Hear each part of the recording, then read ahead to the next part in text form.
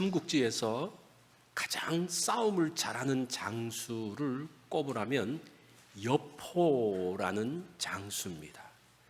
그 여포가 적토마를 타고 방천화극이라는 창을 휘두르면서 나가면 여포를 당해낼 장수가 없습니다. 그런데 그런 여포에게 붙여진 또 하나의 별명이 있다면 그는 뒤통수 치는 자입니다. 여포는 동탁에게 적토마를 선물로 받고 난 다음에 그 양아버지 정원을 배반하죠. 정원을 죽이고 동탁에게 갑니다. 그리고 동탁을 양아버지로 삼아요. 자, 그렇게 있다가 이 여포가 초선이라는 여자를 사랑하잖아요. 그 미인계에 걸리는 건데, 초선을 사랑함으로 인해서 또 어떻게 합니까? 자기 양아버지 동탁을 배반하고 동탁을 죽이고 또 뒤통수를 치게 되죠. 그러다가 나름대로 또 자기가 세력을 만들고 그러다가 결국은 자기 부하에 의해서 뒤통수 맞아서 조조에게 잡혀가서 그 세상을 하직하게 됩니다. 자, 야곱의 이름의 뜻이 뭔가? 오늘 우리가 터치 시리즈 세 번째로서 야곱에 대한 것을 살펴볼 건데, 야곱의 이름의 뜻이 뭡니까? 발 뒤꿈치를 잡은 자라는 뜻이에요. 이게 세상 말로 하면 뒤통수 치는 자라는 그런 뜻입니다. 야곱은 팥죽 한 그릇을 주면서 형의 장자권을 빼앗아버린, 팥죽을 딱 주면서 형의 장자권을 탁 하면서 뒤통수를 탁 치죠. 그리고 에서는 이게 정말일까? 설마 했는데 정말 장자권을 빼앗아 가는 거예요. 야곱은 염소털로 몸을 두르고 아버지를 속여서 장자의 축복을 받습니다. 아버지마저도 속이는 사람입니다. 형에 이어서 아버지까지 속여서 장자권을 빼앗았는데, 가졌는데 이제 형 에서가 야곱을 죽이겠다고 달려들고 있습니다. 그래서 어쩔 수 없이 이 야곱은 지금 아버지가 있는 그 집 부엘세바에서 떠나서 밧단 아람으로 올라가고 있습니다. 그런데 밧단 아람에서 외삼촌 라반의 집에 있을 때에 그 외사촌들이 이 야곱을 좋아합니까? 싫어합니까? 또 싫어해요. 왜? 술수를 써서 자기 양들을 빼앗아 갔다고 생각을 하기 때문에 또 싫어해요. 그래서 야곱이 아버지 집으로 간다 그러니까 7일간을 추격해서 야곱을 잡습니다. 그 정도로 그 야곱의 생애가 다른 사람의 발목을 잡고 다른 사람의 뒷다리를 걸면서 살아온 인생, 그러다 보니까 그의 생애 가운데서 계속적으로 그런 어려움들이 있었던 것을 보게 됩니다. 야곱의 생애를 보면요, 그는 엮이는 가정에서 자란 사람입니다. 아버지의 편애 속에서 살았죠. 여러분, 편애를 겪어보셨습니까? 아버지가 나만 미워해 이런 거. 아버지는 누구를 좋아합니까? 형 에서를 좋아합니다. 에서는 건장하고 사냥도 잘하고 그러니까 에서 그러면서 야곱은 어디 있는지 안중에도 없습니다. 이런 형에 치여 살았습니다. 할아버지 아브라함은 굉장히 자기중심적인 사람입니다. 그 집안들을 한번 보려 그래요. 우리 아브라함이 믿음의 조상이라고 그러는데 이 아브라함이 어떤 사람입니까? 가나안 땅에 오면서 그 아내에게 이야기하죠. 여보, 당신은 너무 예쁜 사람이니까 당신을 빼앗으려고 나를 죽이려 할지 몰라. 그러니까 나를 오빠라고 부르라고. 이제 그 말 좋은 말입니까? 나쁜 말입니까? 그 사라가 또 이제 그걸 받아들여가지고 또 오빠라고 부르니까 그것 때문에 바로에게 잡혀가지고 큰일 치를 뻔하잖아요. 자기 생명 부지하려고 이거를 자기 아내하고도 작당하는 사람이 아브라함이었고, 그것을 그대로 배운 사람이 또 이삭이에요. 이삭도 리브가한테 그러잖아요. 나를 오빠라고 하라고. 그런 집안에서 살았던 사람입니다. 아브라함과 이삭이 믿음의 조상이라고 하지만 사실은 이들의 행적을 따져보면 정말 이상한 사람들입니다. 자기중심적인 사람입니다. 그런 가운데서 야곱이 태어나서 그도 그렇게 살 수밖에 없는 거예요. 그래서 속이는 자로 살았습니다. 목표를 이루기 위해서 수단과 방법을 가리지 않습니다. 가정에서는 자기 아버지 이삭이 했던 것처럼 이 야곱도 요셉만 편애하고 있어요. 11아들 중에서 요셉만 편애하죠. 요셉의 계획만 좋은 채색 옷을 입히잖아요. 요셉이 없어지고 난 다음에 어떡합니까? 그것도 베냐민에게 또 집착하면서 살게 되죠. 그리고 똑같이 자기도 자기 아들들에게 뒤통수 맞는 거죠. 그 아들들이 요셉을 죽여놓고, 요셉을 팔아놓고 뭐라고 말합니까? 아버지한테 요셉이 죽었습니다. 아마 들짐승에게 물려서 죽은 것 같습니다. 이런 인생. 그는 다른 사람이 뒷다리를 걸면서 뒤통수를 치면서 살았고 자신도 뒤통수 맞으면서 살았던 그러한 사람입니다. 그런 생애가 얼마나 고단하겠습니까? 얼마나 힘들겠어요. 그런 야곱도 변할 수 있을까? 여포는 뒤통수 치다가 자기도 뒤통수 맞아서 끝났는데 이런 야곱도 하나님께서 새롭게 변화시킬 수 있을까요? 그 야곱의 생애를 보면요, 4번에 걸쳐서 하나님께서 변화시킬 수 있는 기회들을 허락해 주십니다. 그만큼 사람이 변하기 어렵다는 거예요. 1번 안 돼요, 2번 안 돼, 3번, 4번까지 하나님께서 하는데, 오늘은 제가 그 야곱의 변화되어지는 첫 번째 사건을 이야기하려고 합니다. 첫 번째 사건이 중요하기 때문입니다. 야곱은 장자권이 필요했죠. 그래서 형을 속였습니다. 아버지도 속였습니다. 그렇게 해서 장자권을 얻었는데 쫓겨나요. 장자권을 가지면 자기 집을 차지했잖아요. 그런데 쫓겨나요. 원래 그 아브라함이 어떻게 옵니까? 그 갈대아 우르에서 바단 아람으로 거쳐가지고 가나안 땅으로 내려오는데, 지금 야곱의 행로를 보면요, 반대편으로 가고 있어요. 가나안 땅에서 밖으로 나가고 있어요. 아브라함이 왔던 것과는 반대 방향으로 가고 있어요. 분명히 내가 장자권을 잡고 있는데 왜 쫓겨납니까? 왜 반대편으로 올라가고 있습니까? 그것을 보여주는 것이 오늘 10절의 말씀입니다. 야곱이 브엘세바를 떠나서 하란으로 향하여 가더니, 이 말은 그냥 단순한 여행이 아니라 가나안 땅에서, 약속의 땅에서 쫓겨나고 있는 야곱의 모습을 보여주고 있습니다. 분명히 내가 장자권을 갖고 이 아버지 집은 내 것이고 이 축복의 땅은 내 것이라고 생각했는데 상황이 반대로 흘러가고 있습니다. 이것이 우리 인생 아닙니까? 우리 인생에서 이해되지 않는 부분이 그런 부분이에요. 복을 받으려고 했는데 실제는 복의 반대편으로 가고 있는 나 자신을 발견합니다. 그것이 내 손에 들어오지 않습니다. 이 말은 무엇인가? 하나님의 언약은 내 욕심으로, 내 생각으로 얻을 수 있다는 것이 아니라는 거예요. 내 방법을 쓰면 쓸수록 더욱더 멀어집니다. 그래서 야곱은 뭔가 다 잡은 것 같은데 실제는 반대편으로 지금 밀려나가고 있는, 그 땅에서 밀려나가고 있는 지금 야곱의 모습을 볼 수가 있습니다. 그런 비참한 모습이 11절에 계속 나옵니다. 한 곳에 이르러 해가 진지라 거기서 유숙하려고 그곳에 한 돌을 가져다가 베개로 삼고 거기 누워 자더니, 유숙한다라는 이 단어는 겉옷을 입은 채 바닥에서 자는 거예요. 잠잘 때 우리가 어떻게 잡니까? 옷을 다 벗고, 그죠?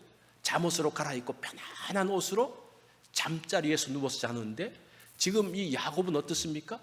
뭔가 장자권을 갖고 있다고 생각했던 그 사람이 유숙하는, 그냥 겉옷을 입은 채로 바닥에서 자고 있는, 어떻게 잡니까? 돌베개하고, 우리 찬송가 불렀죠. 야곱이 돌베개 한 것.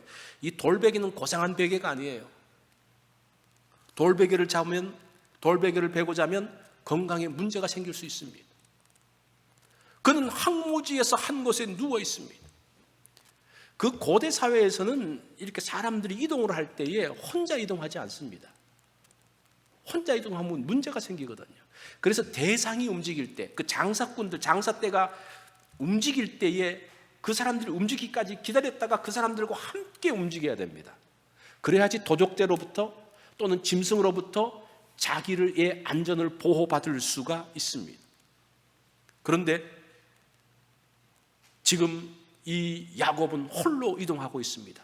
그리고 잠잘 때는 반드시 동네에 들어가서, 여관에 들어가서 잠을 자야지 안전합니다. 그런데 지금 이 야곱은 들판에서 잠을 자고 있습니다. 팔레스타인의 사막 기후가 얼마나 그 변화가 심합니까? 낮에는 더웠다가 밤이 되면 기온이 뚝 떨어집니다. 그 들판에서 혼자 잘 수가 없습니다. 그 들판에는 어떤 독충들이 있을지도 모릅니다. 어떤 짐승들이 몰려들지도 모릅니다. 또 어떠한 도적죄가 강도떼가 그에게 올지도 모릅니다. 그런데 그곳에 덜썩 누워서 잠을 자고 있어요. 얼마나 그의 인생이 피곤했으면 그거 가릴 것도 없이 어떤 위험,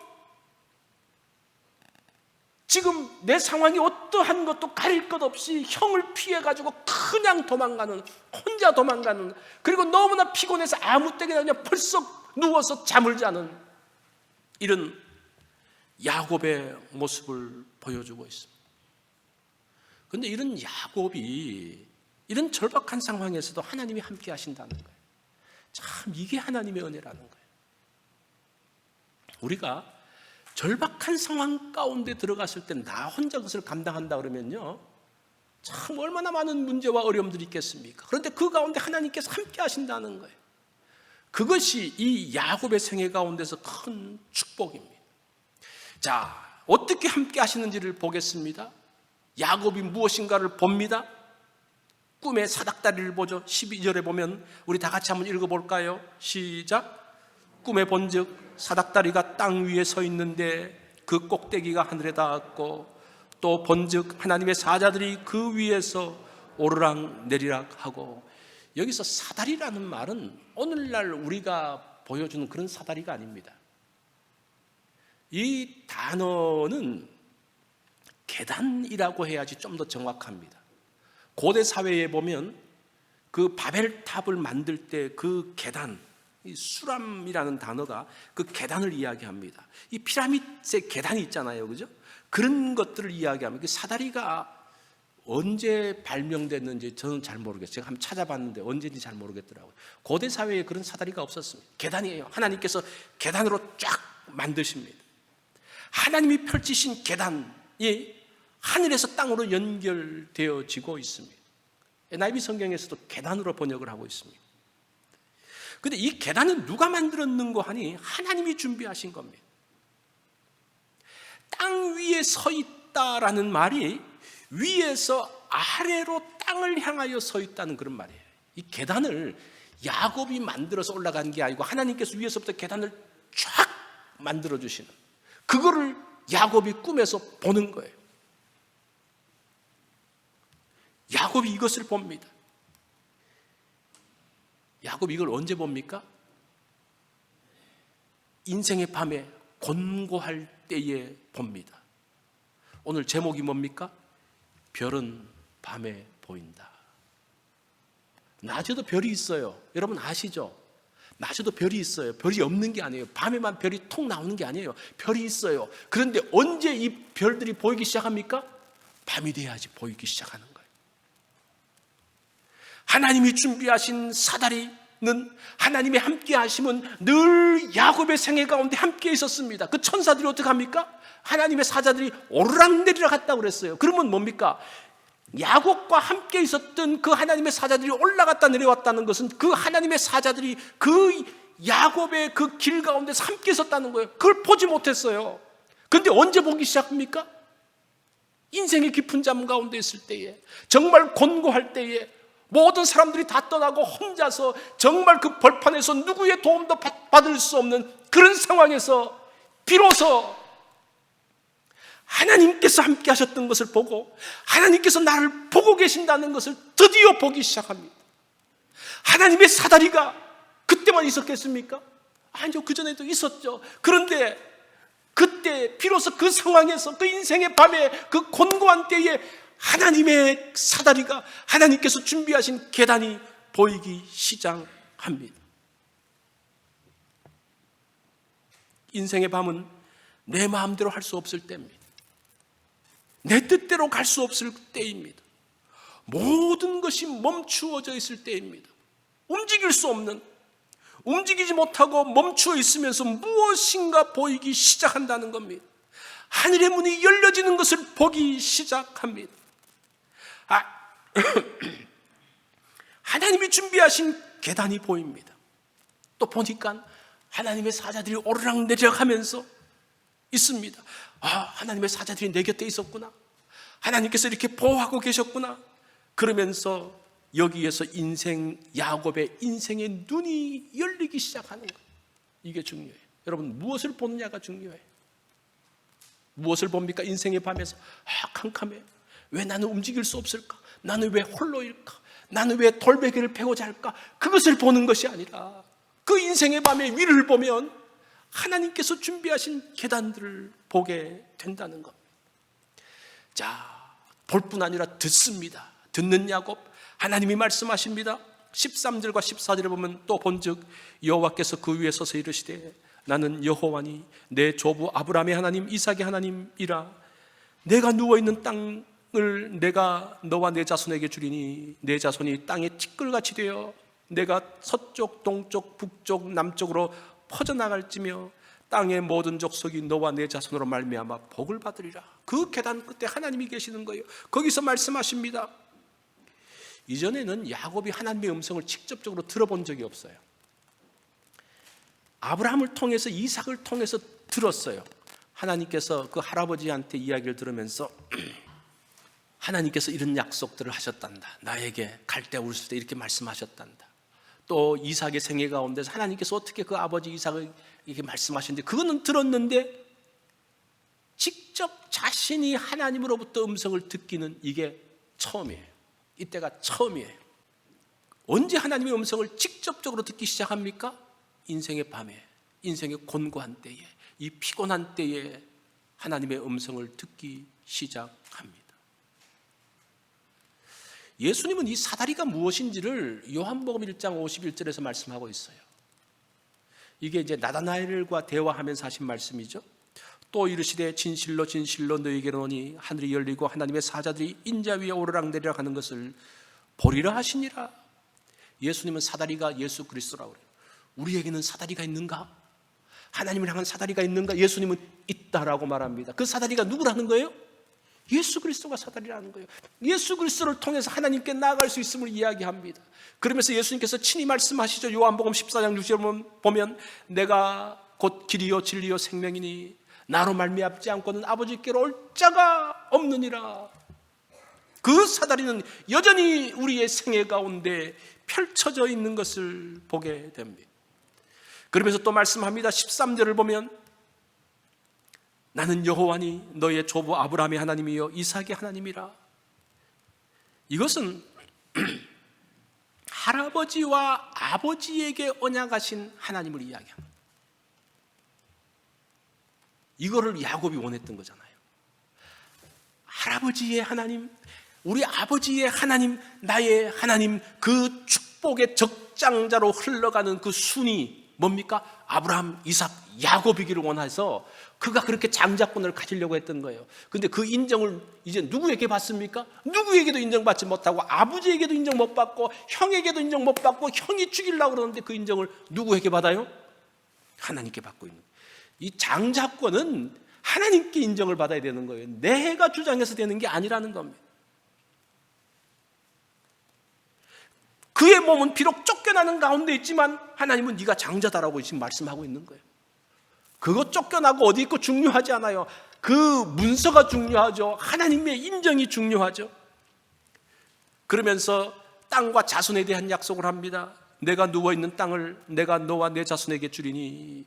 지금 야곱이 땅에 누워있어요. 이 노숙자예요 사실. 그죠? 노숙자로 누워있는데 하나님께서 뭐라고 말합니까? 그 땅 네 땅이다 이렇게 말해요. 이 굉장히 충격적인 이야기예요. 이게 나는 땅에 누워가지고 뭐 어디 내 땅도 없고 그랬는데 그 당신 땅입니다. 그죠? 얼마나 그 충격적인 이야기겠어요.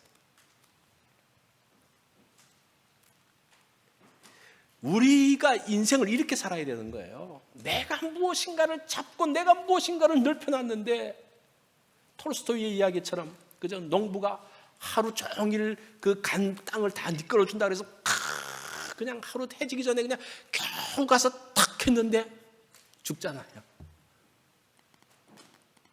인생을 그렇게 사는 게 아니에요.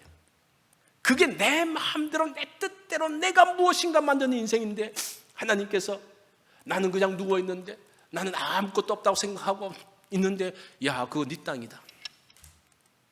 그런 하나님의 약속. 이것은 사람이 어떻게 할 수 있는 것이 아니라는 거예요. 그러면서 하나님께서 말씀하실 때 그 야곱에 대해서 말씀하실 때에 야곱의 과거를 말하지 않습니다. 참 이것도 참 놀라운 이야기예요. 야곱이 얼마나 얍삽하게 살았습니까? 그죠? 뒷다리를 걸면서 살았어요. 너 형 에서한테 그러는 거 아니다. 하나님께서. 너 그래도 아버지를 속여서는 안 되지.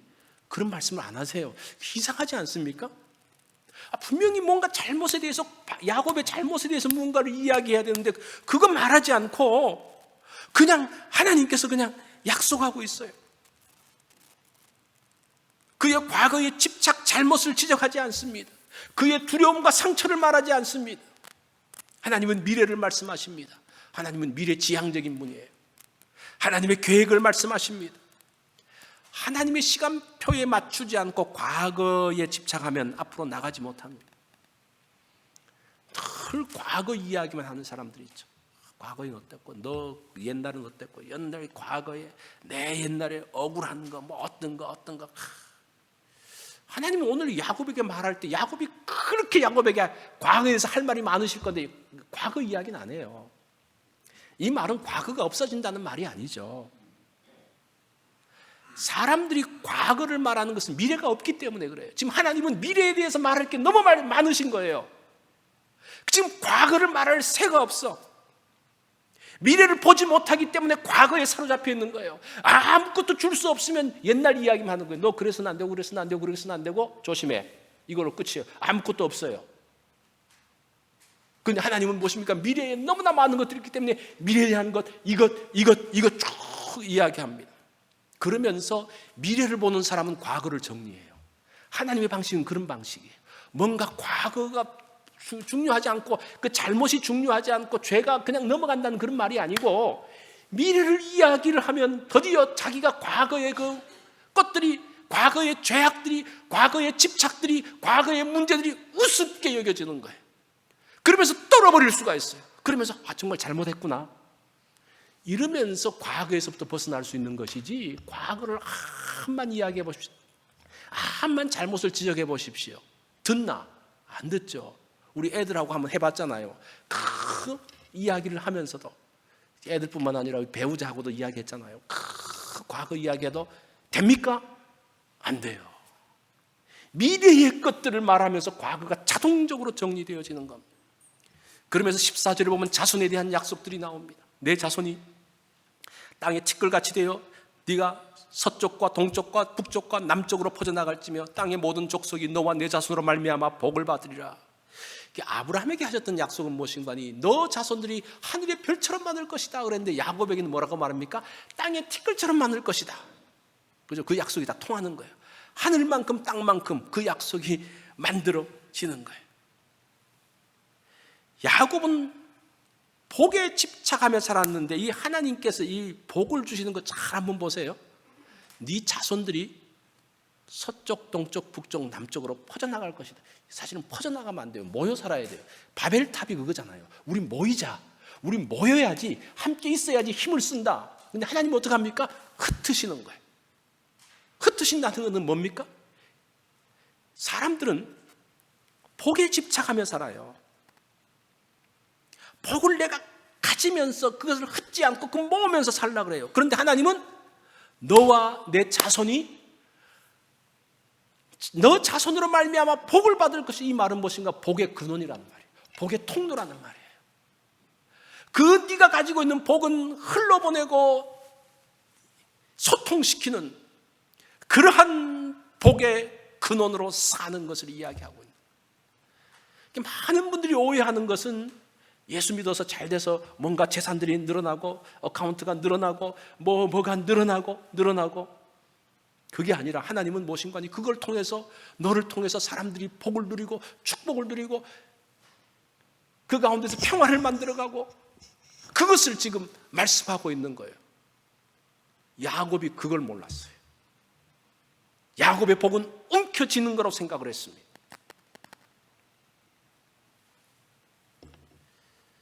흘러보내는 사람, 이게 진정으로 복된 사람임을 말씀을 하고 있습니다.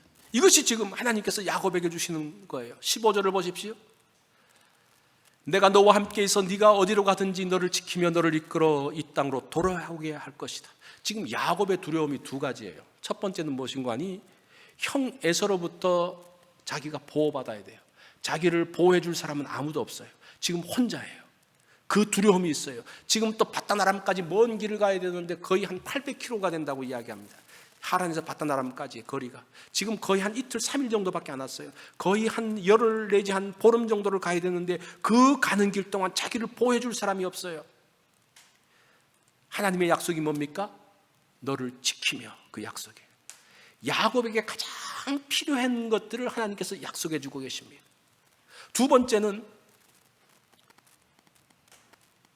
야곱의 두려움은 쫓겨난다는 거예요. 지금 약속의 땅에 들어와서 아버지 집에 들어와서 자기가 그 모든 것들을 가져야 되는데 쫓겨나는 거예요. 지금 밀려나고 있어요. 하나님의 약속은 뭡니까? 다시 돌아온다는 거예요. 이 두 개의 약속만 있으면 되잖아요. 그죠?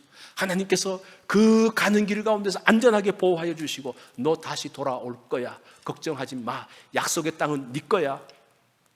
그 말씀. 이런 약속은 야곱이 잘해서 주신 약속이 아니죠. 그게 하나님의 언약이라는 겁니다.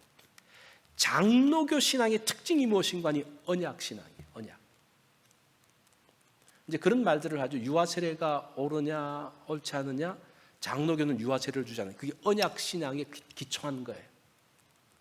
그래서 다른 종파하고 이거를 얘가 뭐가 예수님에 대해서 고백이 있어서 받냐 안 받냐 그런 차원이 아니에요. 그런 면에서 이 장로교가 갖고 있는 큰 축복이 지금 아브라함, 이삭, 야곱으로 이어지는 그 언약의 축복들을 우리가 인정하는 것. 그래서 우리가 유아세례를 베풀고 하는 것들이 그런 언약의 특징, 장로교의 특징인 것을 보게 돼요. 야복강에서도 마찬가지예요. 그 야곱이 형 에서가 400명의 무리가 끌고 왔을 때 하나님께 은혜를 구합니다. 하나님께서 나에게 주셨던 그 약속을 붙듭니다. 그게 언약신앙의 모습입니다. 하나님이 은혜를 주시면서 그 갈등들이 풀려가게 됩니다. 자, 이렇게 하나님의 은혜 가운데 들어갔을 때에 야곱이 드디어 변화되어지죠. 그 변화되어지는 모습이 이제 나오는데 그것을 우리가 잘 한번 볼 필요가 있어요. 어떻게 사람들이 하나님의 은혜를 접했을 때에 바뀌어지는가? 그게 17절에 나옵니다. 야곱이 두려워합니다. 두려워해요.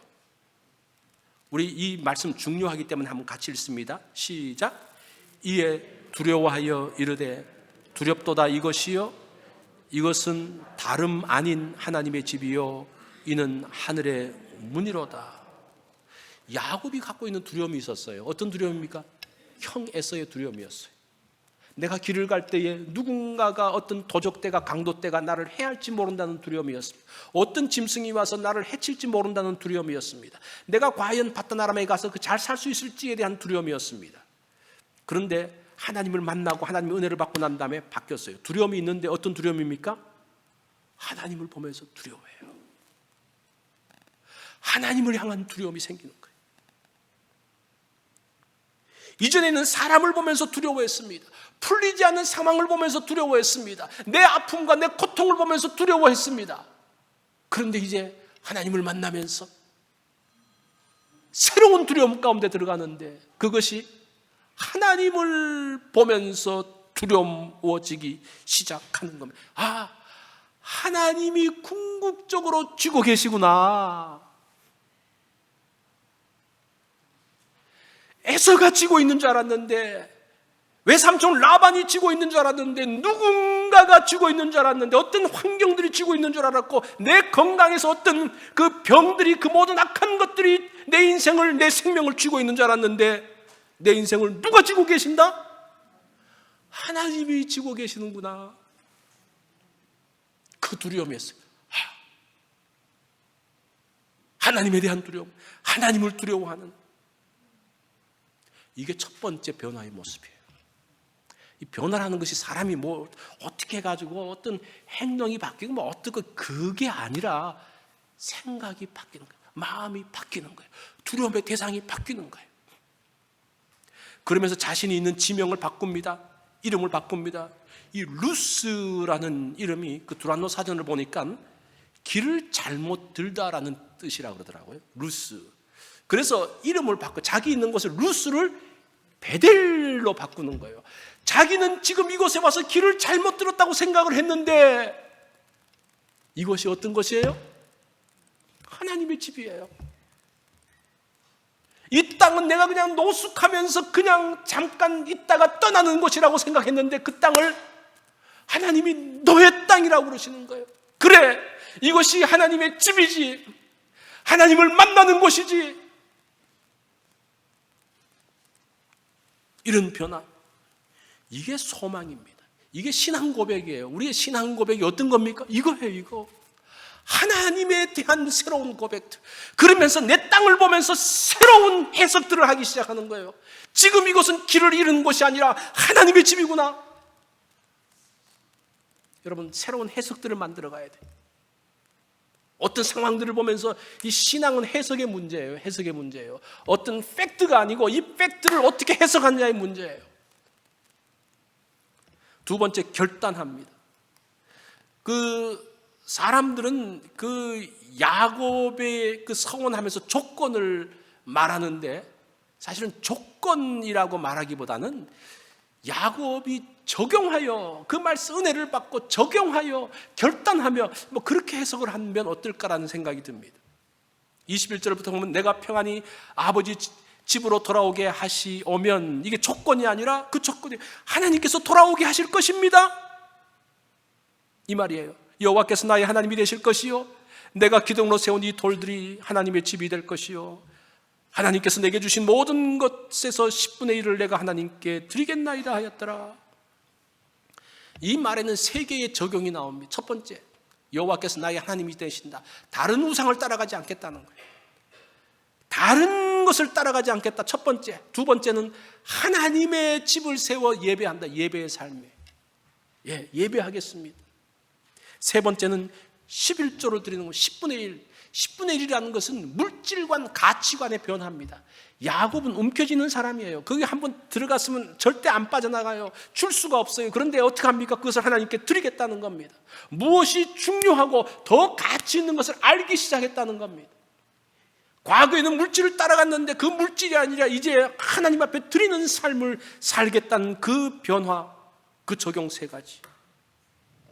왜냐하면 이 물질을 주신 분은 하나님이십니다. 그게 11조의 정신이거든요. 하나님이 주신 것에 대해서 하나님께 주신 것을 인정합니다라는 모습. 물질 우선이 아니라 하나님 우선으로 살겠습니다 라는 내용들. 그런 결단, 그런 고백들을 하고 있습니다. 영국에서 어떤 유명한 스케이트 선수가 있었습니다. 그는 뛰어난 선수였지만 이제 올림픽에서 우승하고 싶어서 더 발전된 나라에서 배우기 위해서는 미국으로 건너갑니다. 미국에 가서 내가 유명 코치를 만나서 더 기량을 연마해서 올림픽에서 금메달을 따야지. 그래서 유명 선생님을 만났습니다. 그 앞에서 한번 타보라 하니까 쫙 탔어요. 이제 코치가 그 실력을 이제 보고 난 다음에 이렇게 말합니다. 나는 자네를 가르칠 수 없어. 자네에게는 희망이 보이지 않아. 그 말을 듣고 이 선수가 충격을 받는 거예요. 내가 그래도 영국에서는 최고인데 나를 그렇게 평가하다니. 아니 왜 그래요? 물어보니까 이 코치가 하는 말이, 최고가 되려는 사람이 왜 넘어지기를 싫어하는가? 넘어지기 싫어한 자는 최고가 될 수 없다네. 이거는 우리 인생에서도 굉장히 중요한 이야기예요. 여러분, 성공하고 싶으세요? 넘어지는 것을 두려워하지 말아야 돼요. 우리가 복되게 살기를 원하십니까? 넘어지는 것을 두려워하지 말아야 된다는 것. 넘어졌다고 아파하거나 낙심하지 마십시오. 넘어지지 않고는 배울 수가 없습니다. 우리가 자녀를 기를 때 중요한 것 중에 하나가 무엇인 거 아니? 다 잘되게 실패 없이 살아라. 어떻게 인생에 실패 없이 삽니까? 중요한 것은 아이가 넘어졌을 때 일어나는 법을 가르쳐줘야 돼요. 아이들이 한 번도 실패를 안 해봐가지고 넘어졌을 때 일어나는 법을 배우지를 못했는 거예요. 한 번 넘어져 버리면 어떡합니까? 끝이구나 생각하는 거. 아이들이 그렇게 공부도 잘하고 1등을 하고 칭찬받고 이렇게 했는데 그렇게 해가지고 좋은 대학 가면 그 머리 좋은 애들끼리 붙잖아요. 거기서도 또 1등, 2등, 3등이 나오잖아요. 그죠? 자기가 자기 동네에서는 1등이었는데 전국에서 제일 좋은 대학 가가지고 붙으면 자기가 1등 됩니까? 2등도 될 수 있고 3등도 될 수 있고 그거를 받아들일 줄 알아야 돼요. 그 1등 못했다고 그게 충격받아가지고 그 인생이 끝이라고 하면 어떻게 됩니까? 아이를 좌절하는 법을 알려줘야 돼요. 좌절을 시켜서 그 좌절에서부터 일어나는 법을 알려줘야 돼요. 넘어지게 만들어서 넘어져서 그곳에서 일어나게 만들어야 되는 겁니다. 우리 신앙인들도 마찬가지예요. 우리가 신앙인들을 보면서 저 사람은 일생 살면서 어떻게 한 번도 어려움도 안 당하고 저렇게 살고 저렇게 복을 받았냐. 이 코치가 뭐라고 말해요? 코치의 말대로 하나님께서 말씀하시면 너는 인생 성공한 게 아니야. 어떻게 인생을 살면서 넘어지는 것을 두려워하고 있어? 왜 안 넘어지려고 그래요? 안 넘어지려고 하면서 뒤통수를 치는 거예요. 그죠? 뒷발을 걸잖아요. 안 넘어지려고 하니까. 그게 지금 야곱의 인생이었다는 거예요. 그래서 야곱이 좌절감을 느끼면서 하나님을 보면서 그 인생의 어둠감 가운데서 깊은 곳에서 하나님을 보기 시작하고 별을 보기 시작한다는 겁니다. 야곱의 실패와 아픔, 넘어짐은 그를 한 차원 높은 신앙의 자리로 인도하고 있습니다. 지금 여러분 인생의 밤이라고 생각되는 분들이 있습니까? 내가 다시 일어날 수 있을까? 난 이것으로 끝이 아닐까?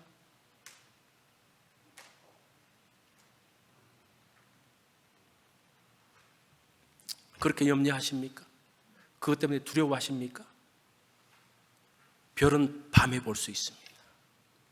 하나님의 사다리는 인생의 밤에 보이기 시작합니다.